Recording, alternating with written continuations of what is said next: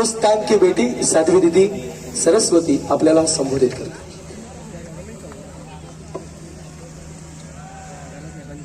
कृष्णं नारायणं वन्दे, कृष्णं वन्दे व्रजप्रियं, कृष्णं द्वैपायनं वन्दे, कृष्णं वन्दे प्रथासुतम्। आइए इस धर्म सभा को प्रारंभ करें। उससे पहले मेरे साथ जय जय घोष करें। और आप जानते हैं मैं जय जय घोष कैसे करती हूँ।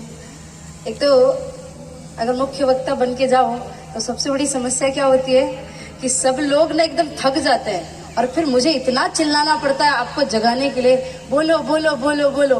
पर आपके यहाँ का वातावरण देख के मुझे ऐसा लगता है कि अभी पूर्व में संतों के आशीर्वचन से आपके अंदर की जो बैटरी है वो और ज्यादा चार्ज हो गई है ना। तो मुझे वैसा प्रतीत होना भी चाहिए।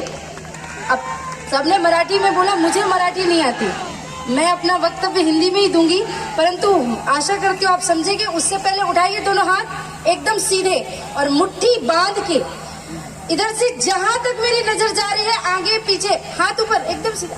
नीचे क्यों करना, थोड़ी देर तो आपने मुझे इतनी देर बिठा के रखा, जरा मैं भी आपसे हाथ खड़ा करके रखूं। है टीचर पनिशमेंट देते हैं ना स्कूल में, तो हमने कभी हिंदू राष्ट्र के काम में कोई देरी करी होगी तो समझो थोड़ी देर के लिए मैं आपको पनिशमेंट दे रही हूँ, है ना। कुछ ना कुछ तो करना पड़ेगा। जहां तक आगे पीछे मेरी जहां आवाज आ रही, दोनों हाथ ऊपर उठा के मुट्ठियां बांध के, क्योंकि हम संगठन में हैं और संगठन में ही शक्ति है। इतनी जोर से जय जय घोष होना चाहिए कि उन गीदड़ों के कान में आवाज जानी चाहिए कि महाराष्ट्र का हिंदू जाग चुका है। उड़ाइए दोनों हाथ, मुट्ठी बांध के मेरे साथ बोलेंगे, भारत माता की। ये मात्र मेरे लिए 2-4% है, अपने को कम से कम अभी 50% तक जाना है ना। 100% अपन आखिरी में लगाएंगे जय जय घोष। दोनों हाथ ऊपर उठा के, जिनके हाथ में भगवा ध्वज है, भगवा ध्वज को फहराते हुए दोनों हाथ ऊपर उठा के, भारत माता की, भारत माता की, हिंदू राष्ट्र की, हिंदू धर्म की, छत्रपति शिवाजी महाराज की, छत्रपति संभाजी महाराज की, जय जय श्री राम, जय जय श्री राम। बहुत बहुत धन्यवाद। चलिए अब वैसे भी मैं हमेशा कहती हूँ कि मैं भाषण प्रवचन देने नहीं आई हूँ, सहज भाव में आपसे बातचीत करने के लिए आई हूँ। तो सर्वप्रथम महाराष्ट्र की गौरवशाली भूमि को प्रणाम करती हूँ। छत्रपति शिवाजी महाराज, माता जिजायु समर्थ गुरु रामदास जी महाराज, जिनकी प्रेरणा से हम हिंदू धर्म में आगे बढ़ पा रहे हैं, उनके चरणों में प्रणाम करती हूँ। मंच पे विराजमान समस्त साधु संत, सभी वारकरी संप्रदाय के कीर्तनकार, संत महापुरुष, विराजमान सभी वरिष्ठ जन, दूर दराज से आए हुए प्रभु श्री राम के भक्त, मातृशक्ति, आप सभी को मैं हृदय से प्रणाम करती हूँ। हमारी आवश्यकता हो तो ये परमात्मा की कृपा से इतने अंदर हृदय में भाव है कि दिन रात जाग के भी अगर राष्ट्र धर्म के लिए कहीं कार्य करना हो तो भारत देश की, भारत की एक भी बेटी कभी पीछे नहीं हटती है। तो भगवान ने मुझे भी थोड़ा सा वो पोटेंशियल दिया है, थोड़ा सा भी वो भाव दिया है। चलिए प्रारंभ करते हैं। मैं बातों को बहुत ज्यादा विस्तार से ना बता के मुख्य बिंदु पे बात करूंगी कि हमारा जो आज का विषय है, मुख्यतः 3-4 चीजें हैं। लव जिहाद, लैंड जिहाद, गौ हत्या, परंतु इन जिहादों में से कुछ जिहाद और भी सम्मिलित हैं जिनको मैं संक्षिप्त रूप से आपको बताऊंगी। और नित्य प्रति की दिनचर्या में हमें उन चीजों से बचना है, समझना है, जानना है। एक बात याद रखना, मैं हमेशा एक कविता बोलती हूँ, उसी को प्रारंभ करती हूँ। और ये कविता डर के कारण नहीं सुना रही हूँ, क्योंकि डरती तो मैं दुनिया में किसी के बाप से भी नहीं हूँ। आप ये बात याद रखना, हाँ? किसी के बाप से नहीं डरते।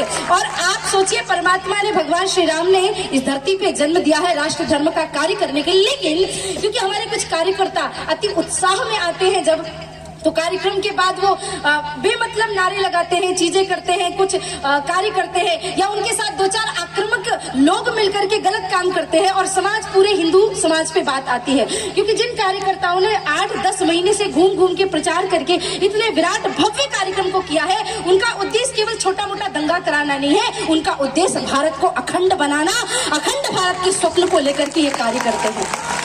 तो दुष्यंत कुमार ने कहा है कि हो गई है पीर पर्वत सी पिघलनी चाहिए, इस हिमालय से कोई गंगा निकलनी चाहिए। सिर्फ हंगामा खड़ा करना मेरा मकसद नहीं, मेरी कोशिश है ये सूरत बदलनी चाहिए। मेरे सीने में ना सही तेरे सीने में सही हो कहीं भी आग, लेकिन आग जलनी चाहिए।